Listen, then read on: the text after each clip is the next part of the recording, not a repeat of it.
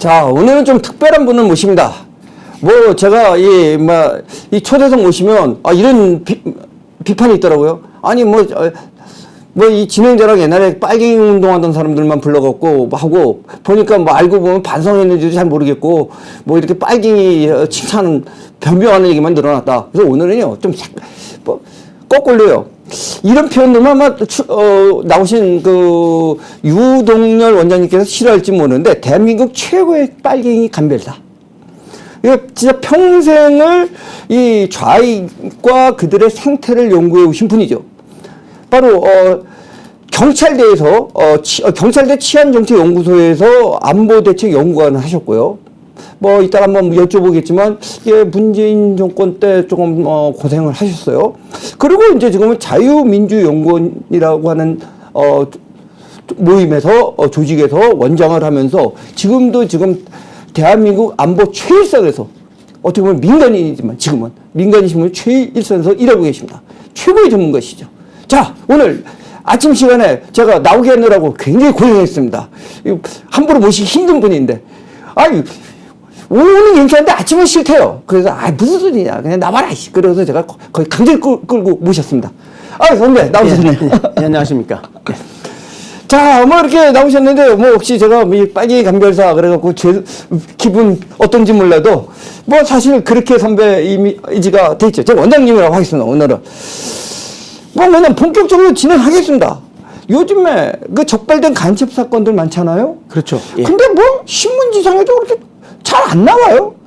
예. 이 개혁 특징이 뭔지 도대체 요즘 세상에도 간첩이 있느냐 이런 분들마저 아직도 있는데 좀 얘기 좀 해주십시오. 예, 그 간첩 통계 좀 보여주실래요? 제가 보내드린 그 간첩 통계. 제가 이제 여기 지금 올라온 게 이 간첩 검거 통계인데요. 6.25 남침전쟁 이후에 각 시대별로 제가 좀 분류를 좀 데이터를 해봤는데 지금 여기가 건수입니다. 그러니까 6.25 남침전쟁 이후 1950년 이후에 지금 작년 말까지 그 간첩을 검거한 건수가 2020건입니다. 엄청난 거죠. 근데 건수니까 예를 들어서 울진 삼척에 68년도에 120명이 들어왔거든요. 120명도 한 건입니다. 그러니까 저게 간첩 잡은 숫자가 아니라 건수로요. 네, 건수니까 숫자가 어마어마하겠네. 어마어마하죠. 그러니까 지금 졌다가 그 평균에서 한 5 정도로 곱해야 됩니다. 그러면 10,000명이 넘는 간첩이 적발됐는데요. 2010년 이후부터는 뭐냐면 저건 건수가 아니라 그 간첩 검거 인원수입니다. 인원수. 저거는 밑에 건 인원수고요. 왜냐면은 그걸 다 통계로 잡기 힘든 부분이 있어가지고 빵명인데도 있네요. 예. 저거 지금 보시면 저도 아래 도표를 좀 봐주시면은 2016, 17, 18, 19인데요. 그 탄핵이 시작돼가지고 문재인 정부가 들어선 이후에 간첩 검거 숫자가 단 3명에 불과합니다.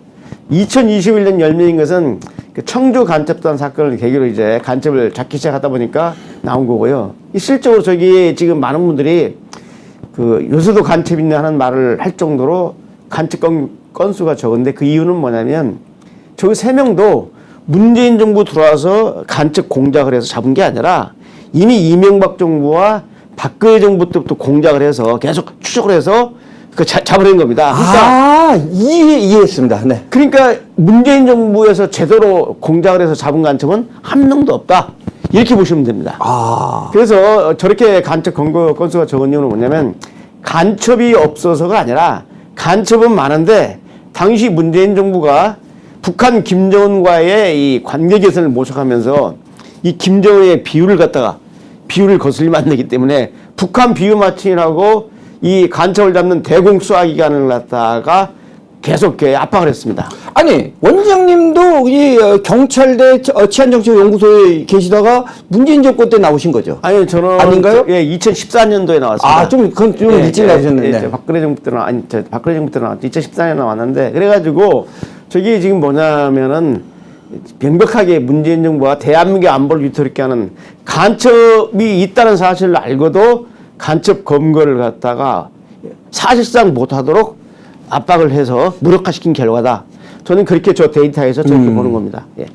근데 옛날 간첩하고 요즘 간첩이 굉장히 다른 것 같은데. 다르죠. 예. 그거 좀 설명해 주세요, 그냥. 요새 저한테 이런 질문을 많이 해요. 아니 요새는 어떻게 간첩을 잡아도 뭐 권총 하나도 안 나오고 독침도 없고 말이지 무전기도 없고 뭐 아무 해도 난수표도 없고 도대체 요새 간첩은 도대체 뭐 가지고 가는 거냐? 아니 난수표도 않습니까? 예. 그 이유를 좀 말씀드릴게요. 그 2000년 그 6.15 공동선언을 기점으로 해서 북한이 그동안은 간첩을 침투시킬 때 육상에 북에서 아무로 육상이나 해상이나 수중으로 간첩을 침투시켰어요. 이걸 갖다가 직접 침투 방식이라고 합니다. 그런데 2000년 6.15 공동선언을 전 세계에 발표해놓고 직접 침투하다가 간첩이 검거되면 북한 정권이 상당히 입장이 난처해지니까 그때부터 얘들이 이제 제3국을 우회하는 우회 침투 간첩을 했습니다. 그러니까 북한에서 바로 우리 대한민국을 침투를 안 시키고 중국이나 동남아나 또는 아라콘까지 심지어는 이렇게 우회해서 간첩을 시키다 보니까 침투하다 보니까 우회 침투 간첩들은 대부분 뭐냐면은 합법적인 신분을 가지고 옵니다.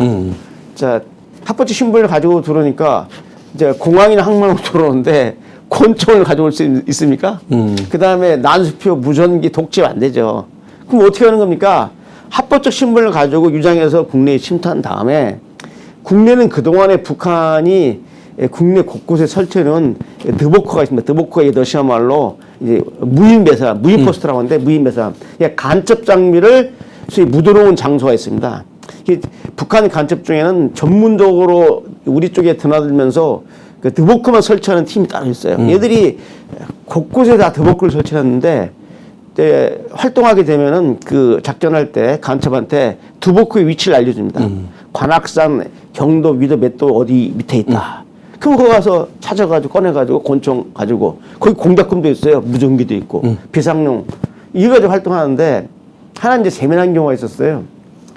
이미 80년대에 7, 80년대에 많은 그 북한 공작원들이 내려와서 드보커를 개설해 놨는데 80년대에 이제 그 드보커 위치를 알려줘서 드보커를 찾아갔더니 그 아파트가 들어선 거예요. 재개발이다 가지고. 재개발에 아파트가 들어서 가지고 드보커 살 수가 없잖아요. 네. 그러다 이제 보니까 이 북한의 대남공작부서에서 안 되겠다. 앞으로 드보커를 설치하는 이 남조선의 이 재개발 지역을 피해야 된다. 그래서 주로 명망가 있는 큰 묘지 있죠. 무덤. 무덤은 그걸 건드지 않을 것이다. 삼성의 누구다. 그 힘들죠. 잘못 건드렸다고 하면. 그게 그 밑에다 하는데 그 대표적인 사건을 드릴게요. 1995년에 적발된 그 부에서 적발된 간첩 김동식 있지 않습니까? 네네, 유명한. 김동식 인조가 들어왔을 때 그 대표적인 드보커가 한 11개 나왔는데 대표적인 데가 어디냐면 이천에 있는 이 곽영주 경무관이라고 이승만 대통령 초대 경호실장 한 사람이 있습니다. 그 곽영주 경무관이라고. 그 곽영주 경무관의 묘를 잘 만들어 놨거든. 그 정치인들이. 그 밑에다가 드보커를 설치해가지고 거기는 재개발될 필요가 없죠. 그러니까 재벌가 현대, 삼성 이런 재벌가 묘 밑에다가 이제 설치하고 그 다음에 공동묘지. 이 공동묘지는 사람들이 의식해서 밤에는 그거 안 갑니다. 그렇죠. 밤에 안 가죠. 정상적인 사람이. 밤에 밝은 대낮에 드보커를 찾는 게 아니라 심야에 밤에 몰려가서 드보커에서 장비를 차단하기 때문에 그 공동묘지 쪽도 많이 가 있었어요. 그래서 이제 지금 말이 이제 나왔는데 지금 왜 해외냐 하는 문제인데 간첩들이 그 우회 침투를 한 이후부터는 간첩을 잡아도 그 흔한 권총 하나 안 나오고 독침 하나 안 나오고 무전기 하나가 안 나오는 것이 바로 그렇습니다. 특히 무전기는 좀 이따 좀 말씀을 드리려고 했는데 첨단 암호화 방식으로 이제 인터넷 공간을 이용해서 북한하고 교신하기 때문에 그 무전기 들고 산에 가서 북한을 향해서 그 안테나선을 1m 날려가지고 심야에 전파방해 받지 않는 곳에서 북한으로 무전 칠 이유가 없는 거죠. 그래서 뭐 보니까 PC방을 이용하고 그러더라고요. PC방에 앉아가지고 공개된 PC방에 앉아서 북한의 음화된 암호문을 갖다 넣어가지고 메일로 보내는. 그래서 실제 2015년에 그 저기 경기도 안산에서 그 2명을 적발했는데 그 일명 그 PC방 간첩입니다. PC방에서 북한으로 지령문을 보내다가 검거됐다고 그래서 소위 김모 씨인데 PC방 간첩이라고 부르는 경우도 있습니다. 예. 근데요, 저는 이런 생각을 하는데 아마 뭐 좀 설명 좀 해주십시오. 옛날에 이제 난파 간첩이 문제가 된다는데 예. 지금도 난파 간첩이 있겠지만 예. 저는 이 난파 간첩보다는 이 자생 간첩이라고 표현해야 될까요? 아니 이제 포석 간첩이죠. 포석 간첩. 그러니까 제 말은 뭐냐면 저쪽에서 북한 출신이 아니라 이쪽에 있다가 난파 간첩이라든지 저쪽 요원한테 포섭당한 거. 맞습니다. 이게 더 문제인 것 같은데. 지금 이번에 올 들어서 검거된 4개의 간첩망, 그러니까 제주 간첩망, 그다음 전북 지하망, 민노총 침투 간첩망, 창원 간첩망 이 4개 간첩 지하망을 보게 되면 하나씩 다 국내 운동권 출신입니다. 네. 그 북한에서 직접 내려온 직파 간첩이 아니에요. 그래서 간첩을 분류할 때 북한이 직접 내려온 간첩을 직파 간첩. 아, 직파 간첩. 네, 네. 직파 간첩이라고 하고요. 두 번째 이 직파 간첩한테 포섭이 돼가지고 국내에다가 망을 치는 이 포섭 간첩들이 있죠. 네. 그다음에 이 포섭 간첩한테 재포섭이 되는데 얘들은 자기가 간첩인지 모릅니다. 자기 보스가 간첩인지 몰라요. 그냥 민주화 운동하는 그런 보스인 줄 알죠. 그래서 크게 3단계가 있는데 우리가 간첩죄로 적용할 때는 이 포섭 간첩까지 포함하는데 이번에 애들 특징을 하나 좀 말씀드릴게요. 이번에 검거된 그 여기 지금 저 화면이 나와 있는데요. 크게 4개의 간첩망입니다. 이 간첩망을 보게 되면 한 명도 빠짐없이 이번에 검거된 간첩들 한 명씩 저는 소위 운동권에서 15년부터 시작해서 최하 15년에서 35년까지 소위 거기서 암약한 사람들입니다. 그러니까 이게 지금 뭐냐면은 국내 주사파 운동권, 종북 운동진영이 북한 포속 간첩에 공급망으로 전락해버렸어요.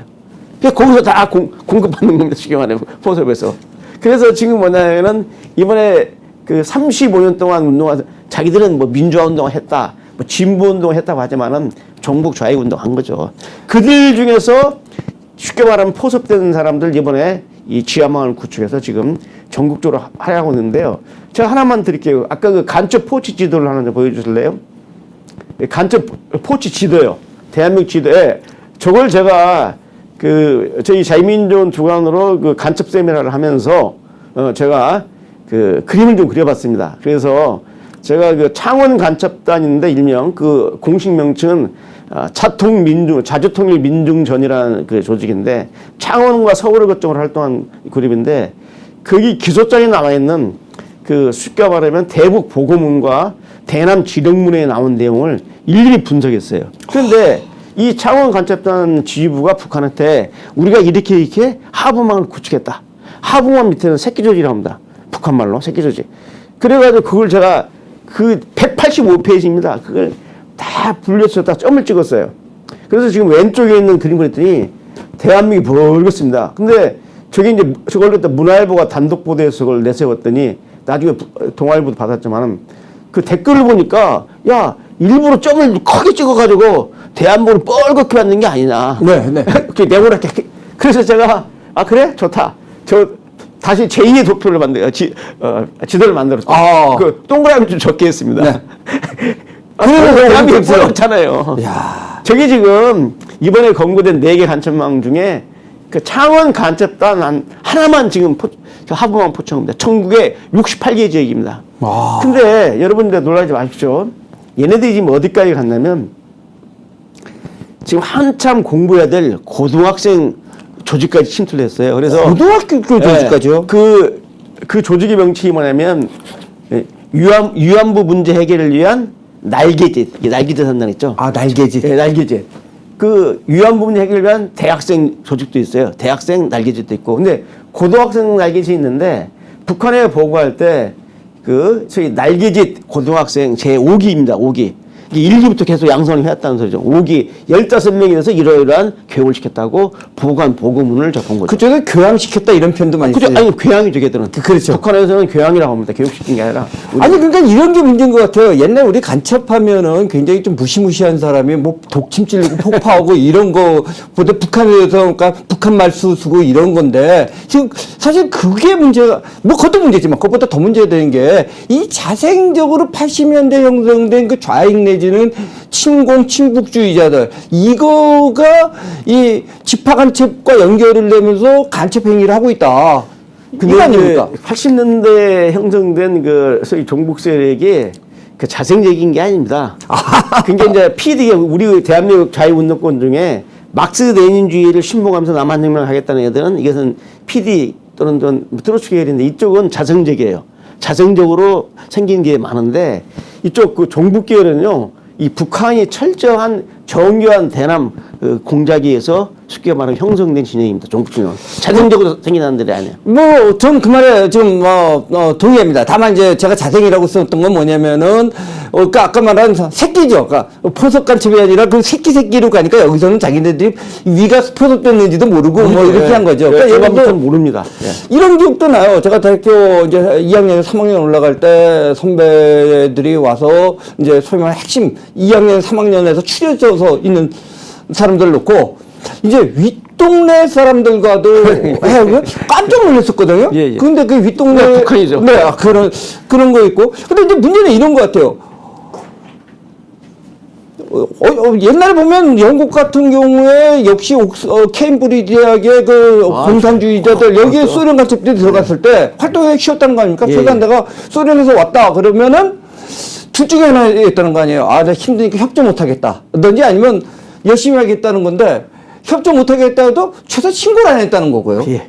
그 다음에 열심히 하는 사람은 뭐 공작금 안 줘도 지돈 마련해서 지가 열심히 싸웠다는 건데 한국에서도 그런 사건들이 있었죠. 있었죠. 예. 제가 예를 들면 이제 민혁당 사건, 민족민주혁명당 사건을 들면은 그 주사파의 대부인 김영한 씨가 이제 등장하는데요.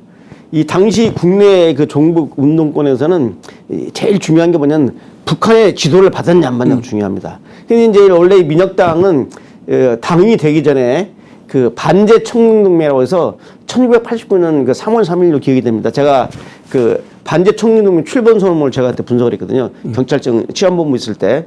그래서 제가 이제 문건을 보니까 반제 청년동맹 출범 소문인데 그 서울대 이제 주사파 운동권 애들이 그걸 뿌린 건데 나중에 이제 나중에 제 수사가 밝혀졌죠. 근데 이 반제 청년동맹이 뭐냐면은 그 김일성의 항일 무장 투쟁을 북한이 조작을 했는데 김일성이가 직접 만들었다는 지하 반일 조직이 명칭이 반제 청년동맹입니다. 네네. 그 트더라고 해서 타도 제국주의 동맹 나오기 전에 네.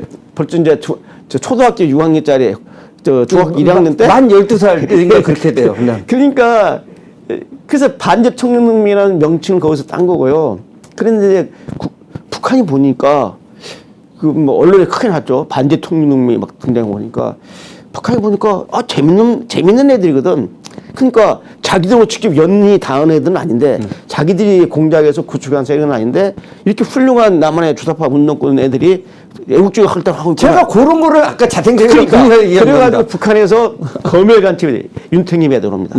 검열간첩이 딱 내려와가지고 수소문에서 김영환을 만나는 거죠. 근데 그때 이 반제 청년동맹 중앙위원이 3명인데 하나는 하영욱이가 있었고 김영환이가 있었고 또 박금섭이라고 지금 변호사하고 있어요. 그 이름 안 돼. 근데 이 박모씨는 지금 변호사하고 있는데 네. 근데, 개인적으로 다 잘하는. 네. 근데 하영욱이가 이 조직을 꾸렸거든요. 그러니까 1인자고 김영환 2인 3인자인데 북한이 내려와서 김영환을 포섭합니다. 그 김영환이 데리고 북한을 다녀왔어요. 근데 반제 청년동맹에서 이제 민족민주혁명도 가면서 김영환이가 하영욱이한테 직접 내가 조직을 인수하겠다 하니까 뭔 소리냐고 했을 거 아닙니까? 자기가 만들어놓은 지하 조직인데 나 북한의 지도를 받아. 아유, 다 왜? 그래서 그걸 딱 입증해 주니까 그냥 깨갱하고 그냥 그대로 갔다 이제. 아니 그때 그 김용환 뭐 선생이라고 했나요? 뭐가 잠수정 타고 갈 때 같이 동행한 게 저랑 같은 과 동기. 지금 뭐 조이식 뭐 이름까지 근데 하여튼간에 뭐 그랬는데 참 우리가 무뎌진 게요. 잠깐 그때 와갖고 돈도 받아오고 뭐 40만 달러인가요? 그리고 뭐 약간 무기도 받고 뭐 이래갖고 그 뭐 두보크를 강화도에다가 심고 뭐 그래도 그 뭐 민주화 운동이고 뭐 이렇게 됐던 일들이 있죠. 그래서 저는 그걸 우려해요. 그러니까 이제 북한의 뭐 폭파간첩 몇 명보다는 이 한국에서 자생적이든 뭐지만 남쪽에서 살아갖고 우리랑 섞여 있으면서 결국 그들의 지령을 따르고 있는 거. 그렇죠. 그다음에 지령이 한다는 게 폭파 그런 게 아니라 정치 운동을 하는 거 아니에요. 지금 보면 뭐 요번에 결국은 반미 반윤석열 운동 투쟁을 북한의 지령에 따라 했다. 저도 먼저 야 설마 이 정도까지인가 했는데 진짜 북한이 이 말을 하면 골반에 하는 게 거의 순체적으로 맞아떨어지더라고요. 예, 저거 한번 보여주실래요? 그 이태원 참사 사건 때 북한 지령문화 지금 저기 네, 좀 설명 좀 해주세요. 네. 저기 이제 그 이태원 사건이 참사가 터졌을 때 북한이 지령을 내립니다. 이게 작년 11월 15일 날 지령이 내려왔어요. 그래서 이제 이게 이제 그 민노총 침투 간첩들한테 나왔는데 이번 이 특대형 참사라는 게 이태원 참사입니다. 계기로 2014년에 세월호 참사와 같이 정세를 조성하라 하면서 각계각층의 분노를 최대로 분출시켜라 하면서 그 밑에다가 구체적으로 이제 추경 구호를 내세우죠. 자, 촛불 시위와 적극기하며 촛불들을 보다 확대해 나가며 국민이 죽어나간다. 이게 나라냐? 퇴진이 추모다의 구호를 전면에 내걸고 여기서 역도놈은 윤석열 대통령이 보십니다. 퇴진을 요구하라. 혹시 선배님도 포함되는 거 아닐까? 자, 그러면 이제 전체 그림을 옆에 그 오른쪽에 있는 그림을 좀 봐주세요. 북한이 저렇게 지령을 하니까 오른쪽 그림을 좀 크게 확대시켜 줄래요? 보세요. 보면 퇴진이 추모다. 지금 북한이 11월 15일에 지령한 하다란 구호거든요. 국민이 죽어간다. 그러니까 지금 북한이 지령한 구호를 그대로 가지고 4일 후에 나와서 저렇게 지금 시위하고 있는 거죠. 그러니까요. 우연의 일치기에는 너무나 우연이 그냥 아니죠. 그러니까 너무나 착착 맞아요. 날짜 네. 순서별로 보면. 그래서 그건 우연이 아니라 저 그 배후에 그런 그 석권호 세력들, 저희 민노총 침투 간첩 세력이 저것을 다 만들어 갖고 온 거죠. 그러니까 지금 이 들고 있는 사람들은 자기가 북한이 지령한 간첩한테 지령한 구호를 가지고 반정부 투쟁한다는 사실조차도 모르는 거죠. 그러니까 저거 있는 분들이야. 그냥 뭐 좋게 말하면 순진한 거고 나쁘게 말하면 이용당하는 거 아닙니까? 네, 그래서 저 보면은 이제 저는 확인한 게 많습니다. 저런 식으로 확인한 게 뭐냐면 여러분 그 밀양 송전선 그 반대투쟁 또는 제주 강정마을 해군기지 반대투쟁, 그 다음에 인천에서 자유공원에서 메가더 장군 동상 철거 투쟁할 때 그때 우리는 국내 운동권들이 그런 줄 알았는데 그 2011년 적발된 왕재산 간첩단 사건을 볼 때 북한이 지령을 내렸어요. 메가더를 반미의 화신으로 만들어라. 그래가지고 인천에 자유공원 가서 끌어내려라. 그 지령받고 내라는 거고. 아니 그러니까 거의 로스트 라다무스 같이 얘기를 하시더라고요. 쟤네들 어떻게 그 알고 봤더니 그냥 북한이 방송하면은 하니까 다른 거죠. 먼저 들으면 안 오나? 그때 아마 우리 황 박사도 그때 계실 때인데 학교 다닐 때인데 그 칼 858기의 진실이라고 해서 서울대를 기점으로 해서 각 대학에 대자보가 붙었거든. 네네네. 칼 858기의 진실해가지고 이게 그 당시 안기부 작품이라고. 네. 그게 딱 일주일 전에 북한의 구기술이 방송에 나온 칼 858기의 진실을 그대로 토시 하나 맞고 서울대 대자보를 붙인 겁니다. 그런 식으로 북한의 지령을 받아가지고 하고 있다는 소리죠.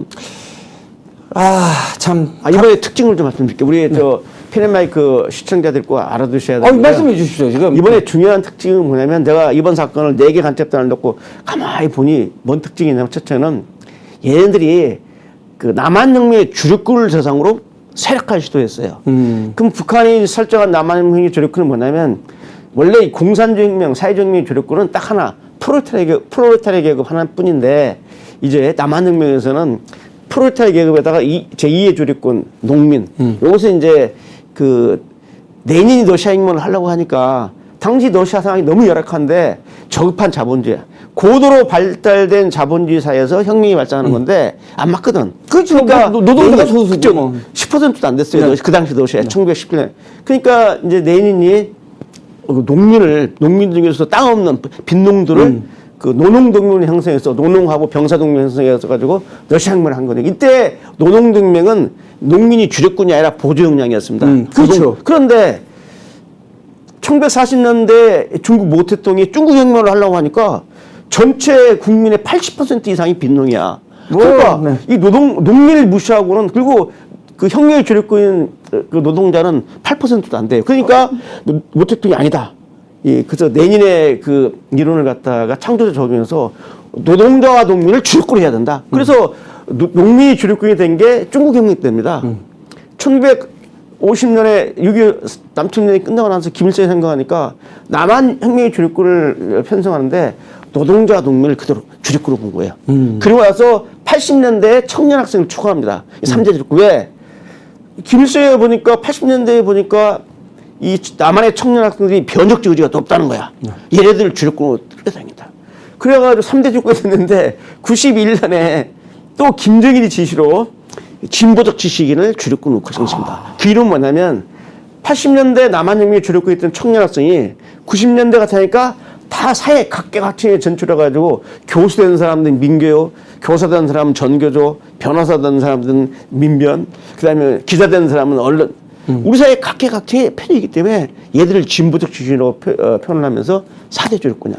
그런데 이번에 보니까 이번 간첩단을 보니까 노동자 계급을 포섭하기 위해서 혁명이 제일 주력군이죠.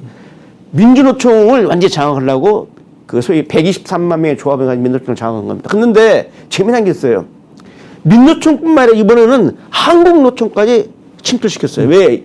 그동안 북한은 한국노총을 양계노총의 한국노총을 이것은 어육노조다. 무력화시키자고 주장했는데 이제 한국노총도 활용하자.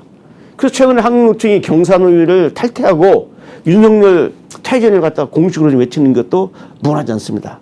자, 두 번째, 농민조직, 제2의 혁명적 농민을 장악하기 위해서 전국 농민의 총연맹이라고 한 전농과 전여농, 전국 여성농민의 총연맹. 이 전농 사무총장이 누구나 이 고모 씨인데 이 양반 제주간첩단에 참여됩니다. 포섭했죠. 그 다음 세 번째가 뭐냐면 청년학생을 포섭하기 위해서 6.15 청년학생 연대하고 그 다음에 진보 대학생 넷이라는 조직을 또 포섭했다고 다 보고가 돼 있어요. 지령문 내려고. 마지막으로 이제 진보적 지식인인데 도대체 진보적 지식인이 뭐냐 봤더니 전교조를 장악한 겁니다. 그래서 전교조 강원 지부장을 제가 앞서 얘기했거든요. 조모 씨를. 그래서 전교조 그 강원 지부를 장악하고 그 다음에 진보당. 소위 과거에 민주노동당 통합진보당 해산됐다가 민중연합당, 민중당, 진보당까지 왔는데 여기 이번에 검거된 간첩단이 100% 다 진보당 당원입니다. 한 명도 빠짐없이. 100%요? 네. 왜냐면 북한이 다 진보당에 가입하라고 지령을 내려왔어요. 한 명도 빠짐없이 다 진보당 다 당원들이에요. 아니 그러면 자 이렇게 간첩이 설치는데 예.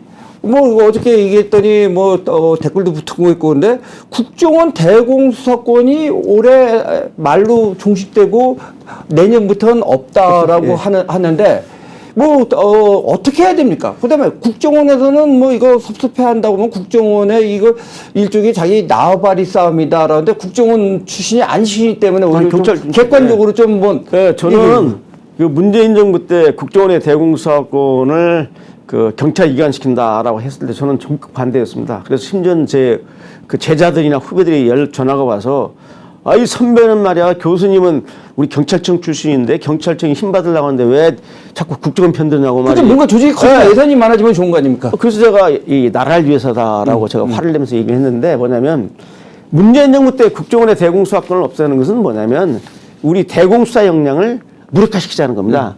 그러니까 이제까지 중앙정보부 창설 이래 그 전에는 경찰하고 군이 간첩사를 했지만 1962년 중앙정부 창설 이래는 대한민국 간첩사의 대다수를 소위 그 국정원이 역할을 해왔거든요. 그래서 북한의 간첩 부사인 그 정찰총국이라든지 그 대연락부라는 이 간첩 부서에서 극복하지 못한 상대가 국정원의 대공수사국이었습니다. 그걸 제일 무서워했는데 문재인 정부가 그걸 없애버리니까 북한에서는 환호를 하죠.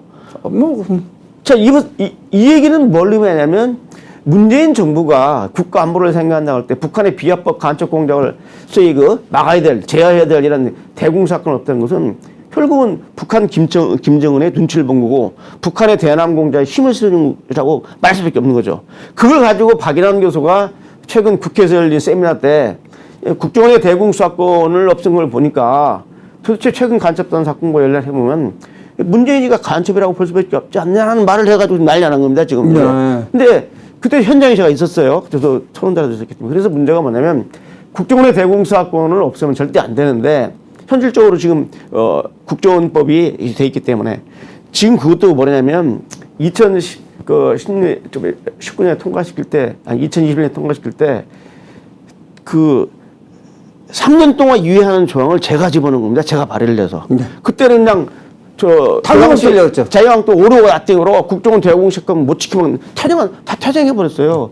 그래서 제가 국회 입법조사처에서 비공개 간담회 때 저하고 2명을 불렀는데 검사 출신을 하라고 공항검사. 그래서 제가 그랬어요. 국정원의 대공수사권 절대 없으면 안 된다. 그러나 지금 현재 의석분포를 볼 때 없어질 것 같다. 그러니 니들이 얘기해라. 니들 정말 국가안보를 조금이나 생각한다면 국정원의 대공수사권을 경찰이 이거 완전히 전수받을 때까지 시간이 필요하다. 그때 제가 2년을 얘기했더니 합정에 3년으로 늘어났죠. 그래서 지금 올 연말까지 지금 그나마 수사권이 유지되기 때문에 그나마 지금 간첩을 잡은 거예요. 아니면 벌써 그때 끝났어요.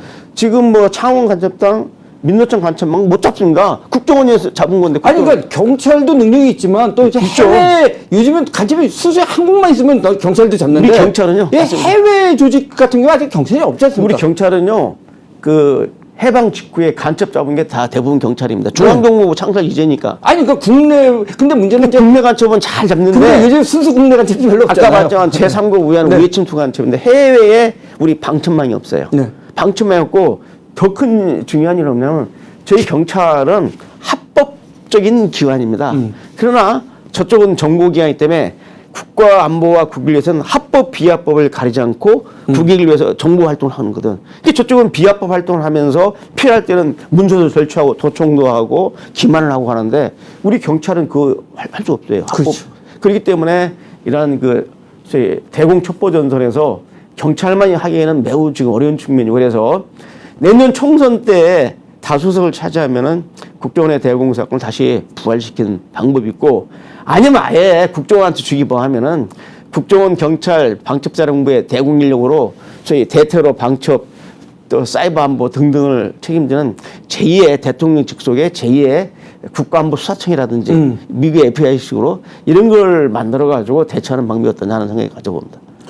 어떤 애가 그거밖에 없는 거 아닙니까? 그러니까 예를 들어서 지금 당장은 국정원이 할 수밖에 없고, 근데 과거에도 다 합동수사본부가 있지 않습니까? 네. 그래서 또 다 특장이 있고 자신의 전문 분야들이 있기 때문에 심지어 군 방첩기관까지 해갖고 협력해야 되는 거 아닌가? 그래서 진짜 미국의 FBI의 그 대테러 뭐 이런 방첩기관 같은 거를 만든다든지 이게 필요할 것 같습니다.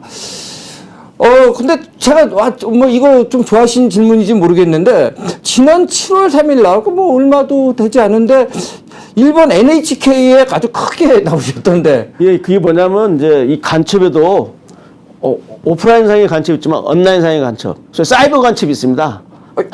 참.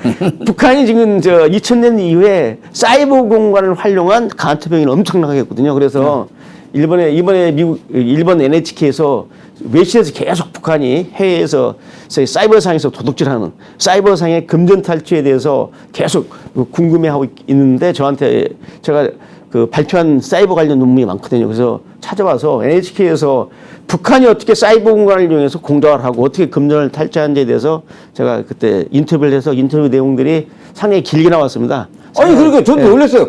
NHK가 그렇게 길게 보도 안 하는데, 그런 문제. 그게 월요일 날 그 17시 30분부터 그 제가 한 30분간 방영됐거든요. 그러니까요. NHK 그 본방송 제일 NHK 원에서 네. 그래서 상당히 제 인터뷰가 길게 나오고 또 그 신문 지상으로도 NHK 그 홈페이지에서 또 신문 지상으로 풀어가지고 많이 나왔습니다. 그래서 그건데 앞으로는 북한의 이 사이버 공간에서 활용하는 북한의 간첩도 관심을 가져야 되고 이번에 이 간첩망들이 교신한 게 다 사이버상에서 다 클라우드라든지 이메일을 통해서 그 스테가노 그립하는 첨단 암호 방식을 교신했기 때문에 이 사이버 공간에도 관심을 가져야 되고 더 재미있는 것은 북한이 요새 온라인 공간이 크게 되니까 유튜브 우리 보수 유튜브들을 공격하라고 하는 지령도 내리고 그랬어요. 그럼 좀 이번에 제가 국정원이 그 암호문 해독한 거는 쾌거인 것 같습니다. 네, 쾌거입니다. 그건 암호문은 절대 풀 수가 없습니다. 상호 약정대가 아니면. 근데 그거는 좀 그래도 애국하고 실력 있는 분들이 아직도 많이 있는 것 같습니다. 하나 우리 시청자 팁을 하나 드리면요. 2011년에 적발된 왕계산 간첩단도 마찬가지입니다. 어떻게 그걸 했냐면 압수를 했는데 2중 3중으로 암호가 걸리니까 풀 수가 없는데 그건 스테가노 그립 방식은 풀 수가 없죠. 그런데 어떻게 찾았냐면 우리 대공수사관이 사실 한강 모래상에서 뭐 발차기인데 그 총책 김덕영이한테 압수한 휴대폰 있지 않습니까? 휴대폰을 보니까 다 지워버려서 삭제시켰어. 그런데 그 디지털 포렌식에서 보고를 시켜보니까 많은 내용들이 나오는데 메모로 1, 2, 3, 4 뭐 써놨어요. 그게 무슨 소리 1, 2, 3, 4가? 그게 바로 암호 해독 프로그램입니다.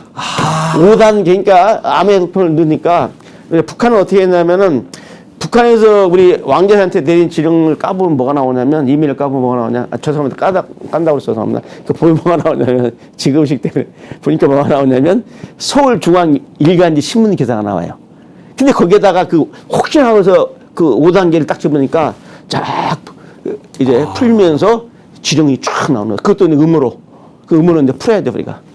근데 시간이 많이 됐는데요.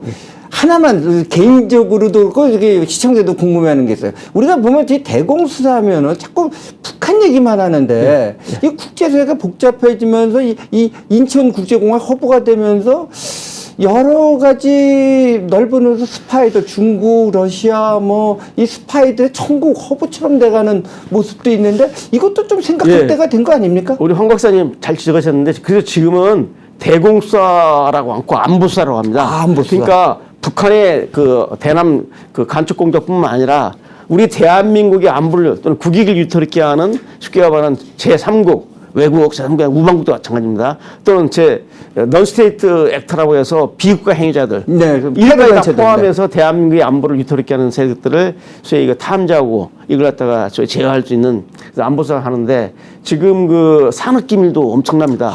특히 중국이 엄청나게 국내에서 가져가요.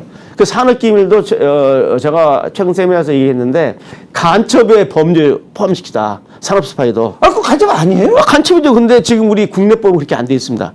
형법상 간첩죄 얼마나 웃기냐면요.